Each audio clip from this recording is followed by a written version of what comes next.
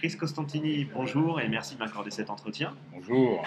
Alors, tu es l'auteur de deux romans publiés chez des éditeurs traditionnels. Le premier roman s'appelle Note Noire, il est publié au Masque et il a reçu euh, le prix du premier roman au Festival de Beaune. Coup de bol. Coup de bol. Le deuxième roman s'appelle À pas compter, il est publié chez Michel Lafon. Donc je dirais pour toi, tout a été pour le mieux dans le meilleur des mondes éditoriaux. Et cependant, tu as décidé de publier tout seul, en auteur indépendant, ton troisième roman, qui s'appelle, lui, L'âme de fond, et qui fait un véritable carton actuellement chez de libraires en ligne où tu l'as mis en vente. Alors, qu'est-ce qui t'a poussé à cette démarche d'indépendance? Euh, Ce qui m'a poussé, si tu veux, c'est que je me suis rendu compte qu'en fait, sur un strict point de vue économique, parce que je suis à la base chef d'entreprise, on ne peut pas s'en sortir, si tu veux, entre 18 euros prix de vente quelque part, et puis, grosso modo, 1 euro pour l'auteur. La distribution prend trop. C'est pas une critique, c'est un état de fait. Donc, c'est bien beau d'être édité sur des maisons prestigieuses, sur papier, Michel Lafon, Robert Laffont, Le Mas, etc. Mais quelque part, dans le modèle économique, il y a quelque chose qui ne marche pas, qui ne tient pas. Moi, je n'avais pas honte de vendre, à pas compter 18 euros, mais 18 euros, c'est quand même, j'ai 4 enfants, ben, je peux aller au resto avec mes 4 enfants et je mange pour 18-20 euros. C'est quand même beaucoup, beaucoup, beaucoup d'argent.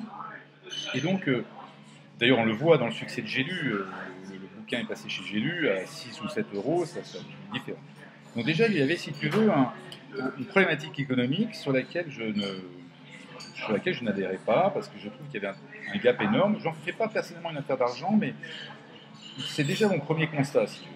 Puis c'est lourd, on t'envoie des bouquins, ils n'arrivent pas forcément, ça reste du papier, on transporte maintenant de plus en plus d'éléments numériques. Donc, il y a eu plusieurs conjonctions. La première, soyons honnêtes, c'est que mon troisième polar, j'ai eu pratiquement aucun retour d'éditeur, alors que j'avais, comme tu l'as rappelé, gentiment un prix sur le premier qui était vendu à plus de 30 000, etc. Mais même pas la lettre de politesse traditionnelle, Ouais, quoi. Donc, à se demander, minimum syndical. minimum syndical. Bon, j'ai quand même trouvé un éditeur papier pour le mois d'avril, mais et en même temps, j'étais très réfractaire moi, au numérique. Tu vois, déjà, tu me confies ton appareil, là, déjà pour le faire marcher, tu sais, je suis de la vieille école. Moi, je suis de Je suis comme 1960. toi. J'ai réussi à créer un blog, une On a page l'air jeune Facebook, comme ça, mais voilà, c'est on pas a l'air vrai. jeune, mais c'est la lumière. Donc, si tu veux, déjà, le matériel en lui-même était totalement inconnu. Et puis, j'ai des gosses qui m'ont un peu poussé parce qu'ils sont là avec leurs jeux vidéo, leurs machins. Et je me suis dit, écoute, t'es pas plus con qu'un autre, tu vas essayer et on va partir là-dedans. Donc, le troisième roman étant prêt, et j'ai fait certainement, comme tu as dû le faire, mais je me suis fait aider par un jeune, intelligent, dynamique, etc. Et j'ai donc réussi à le rentrer sur Kindle. Et ce que j'ai observé, ce dont nous avons débattu ensemble tout à l'heure et nous étions d'accord, c'est qu'en fait la conjonction de facteurs qui vont aussi bien des pages Facebook, d'un site qui a un peu de gueule, d'un relais d'anciens lecteurs qui t'ont envoyé des messages, etc., fait que si tu as un prix attractif, une couverture pas trop moche et déjà un début de réputation, Ouais. bon, ça le fait. Alors, la chance que j'ai eue, si tu veux, et on peut parler de chance puisque j'ai gagné le prix du Festival de Beaune d'une voix, au deuxième tour, c'est qu'effectivement, dès que tu mets le bandeau lauréat du prix du Festival de Beaune, ça aide forcément parce qu'on est encore dans un univers, si tu veux, où les prix aident. Voilà, donc, alors, le bilan, si tu veux, parce que comme ton blog est très lu, c'est pour encourager les vocations. Premier constat, c'est que ça marche. Ça marche. Il y a beaucoup plus de commandes que je l'imaginais. Donc, tu me rappelais que ton ami est protégé, il était à peu près à 200 par jour. Moi, je suis à 80 par jour. C'est quand même énorme. Bien sûr. Pour un prix de 3,99. Donc, ça, c'est un premier constat. Deuxième constat, c'est, je trouve, d'être plongé vraiment en direct. Tu as un retour instantané quasiment, alors que avec la littérature traditionnelle, les salons, c'est beaucoup plus long. Et je trouve qu'on en est au tout début, parce qu'on pourrait lier ça avec des images vidéo, on pourrait lier ça avec de la musique, on pourrait faire des liens sur des sites. Donc on a, je crois sincèrement qu'on a su prendre, toi et moi, ainsi que d'autres, le virage au bon moment. Exactement. Alors, parle-nous maintenant un petit peu de ton dernier roman, donc celui que tu édites en solo, L'âme de fond. Je crois que tu fais appel à nouveau dans cette histoire à ton personnage récurrent, Qui est Tel. mon détective. Voilà, c'est ça. Alors, vas-y, mets-nous-le En à la fait, bouche. comme tu dois certainement le vivre, il y a une part d'autobiographie dans ce qu'on écrit. Moi, j'ai eu des drames dans ma famille, des assassinats, des choses comme ça. Et il y a eu une histoire qui m'a assez interpellé, c'est que mon arrière-grand-père, que je n'ai pas connu, a envoyé une carte postale de Cincinnati en disant à mon arrière-grand-mère « Rejoins-moi, je fais fortune, je t'attends ». Et bien évidemment, C'est un film. on n'a jamais retrouvé les traces de ce putain d'arrière-grand-père, pardonnez-moi pour l'expression.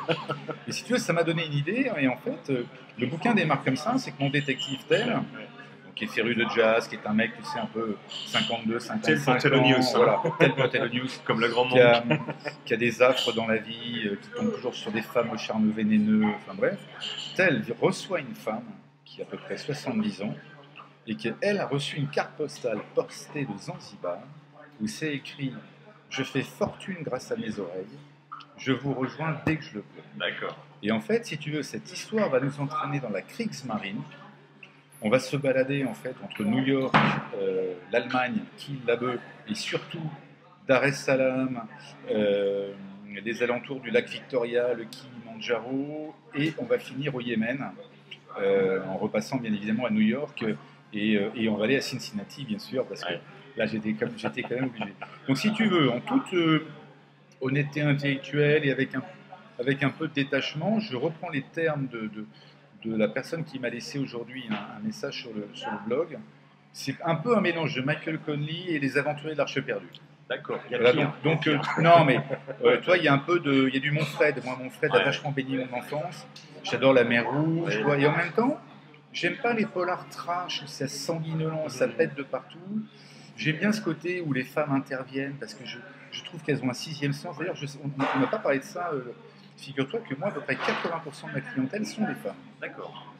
Sur les salons. Amatrices de sur, polar. Voilà, donc j'aime ce côté, si tu veux, où la femme et son sixième sens viennent aider le héros avec un petit peu d'éducation. Mais j'ai rien inventé. C'est-à-dire que, en fait, si tu veux, la première fois que j'ai écrit, je ne trouvais plus le polar en librairie qui me faisait bander, pardonne-moi l'expression. Toi, j'ai adoré les débuts de Michael Connelly, j'ai adoré Chester Himes, j'ai adoré tout un tas de gens, tu vois, et je retrouve plus. Je te dis pas que j'arrive à faire comme eux, mais je me suis dit, si le prochain polar que je trouve en librairie, je veux que ça soit le mien. Donc, j'ai pas inventé du tout un style, tu vois, c'est assez classique, etc. Donc vraiment, faut garder, faut raison garder et pas avoir les chevilles qui gonflent. Mais en même temps, j'aime cette notion un peu d'aventure. Puis la musique a une place importante. Toi, je suis saxophoniste de jazz. Je trouve que le jazz, c'est la musique de la vie, de l'instantané. C'est très polar le jazz. Ascenseur pour l'échafaud, toutes les grandes musiques. Clint Eastwood s'inspire beaucoup de jazz dans tous les films qu'il fait, Mystic River, etc. Et donc voilà, si tu veux, c'est un melting pot vraiment donc bien évidemment c'est de la littérature entre guillemets comme toi, puisque tu me disais tout à l'heure que fort justement que tes romans pouvaient être traduits aux États-Unis aisément ou au Canada. C'est un peu la même chose. Moi, ça se déroule à New York, à Chicago, dans des villes comme ça. Mon héros est un flic américain. Parce que peut-être comme toi, moi j'ai été bercé par ce héros un peu loser, has-been, mais l'anti-héros, voilà, qui in fine fait craquer tout le monde. Voilà, qui in fine fait craquer tout le monde. Voilà. Ok, écoute, on va se précipiter dessus. Allez-y. Merci beaucoup. C'est moi qui te remercie. Plein de succès. Et bonne chance. D'ailleurs, tu es 5e, je suis 4e. Je vais pas dormir cette nuit. Et non, on va se tirer la bourre. On va se tirer la bourre. Et on va boire un verre avant. Et peut-être plus. Exactement. Ok. Merci à toi. À bientôt, Chris. Ciao. Salut.